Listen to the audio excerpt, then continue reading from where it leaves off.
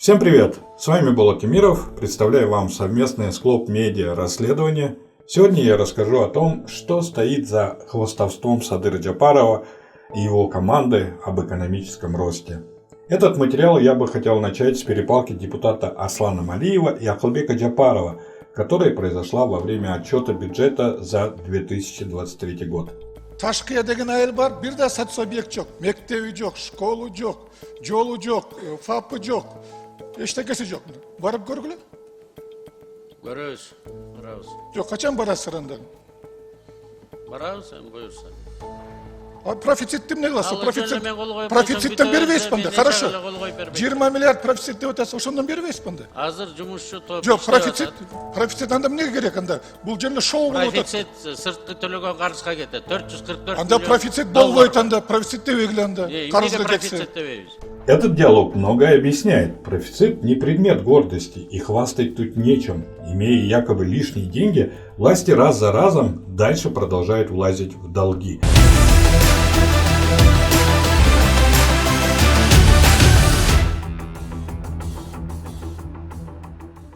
С того времени, как пришел Садыр Джапаров во власть, долг государства гражданам значительно возрос. Грубо говоря, каждому кыргызстанцу с приходом Садыра Джапарова государство должно уже в 2 раза больше, чем раньше.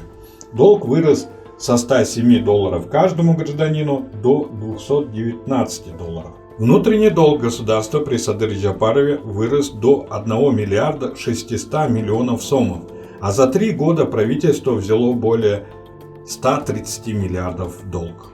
И это продолжается, причем именно при Садыре Джапарове появились облигации со сроком погашения 15 и 20 лет.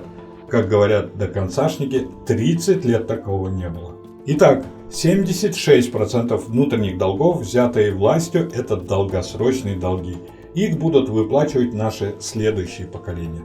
Но при этом Садыр Джапаров раз за разом утверждает, что бюджет вырос за счет того, что коррупцию на 90% устранили.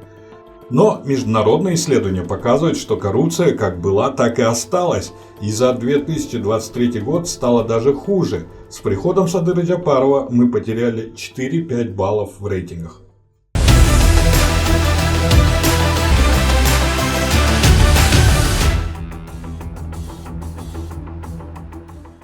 Еще одна причина роста бюджета – это банально начали в огромных количествах печатать деньги.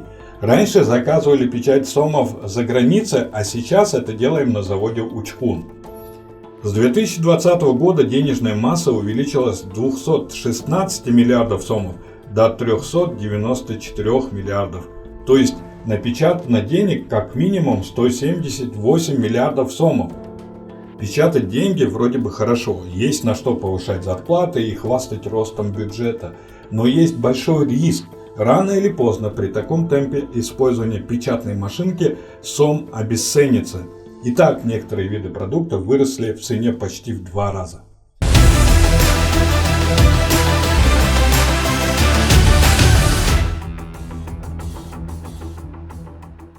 После вторжения России в Украину США и Европа ввели санкции против России. Страны Таможенного союза бросились зарабатывать на этом. Так, по данным ЕБРР, прибыль стран от реэкспорта в Россию составляет от 4% до 6% ВВП. Для Кыргызстана эта цифра равна 36 миллиардам сомов. При этом понятно, что те, кто получает прибыль от реэкспорта, можно по пальцам посчитать. Эти компании Кыргызстана попали под санкции из-за поставок запрещенных товаров в Россию. Минфин США огласил список фирм: это RM Design and Development, Progress Leader, GTM Технологии и Cargoline. Они были созданы в Кыргызстане в прошлом году после вторжения России в Украину. А в августе появилась новость, которая стала звоночком для всех кыргызстанцев. Корейский банк Кукмин прекратил поддерживать наши банки по SWIFT-переводам. То есть рано или поздно, ради прибыли нескольких компаний и небольшого роста бюджета, нам всем, кыргызстанцам, могут закрыть любые долларовые переводы из-за рубежа.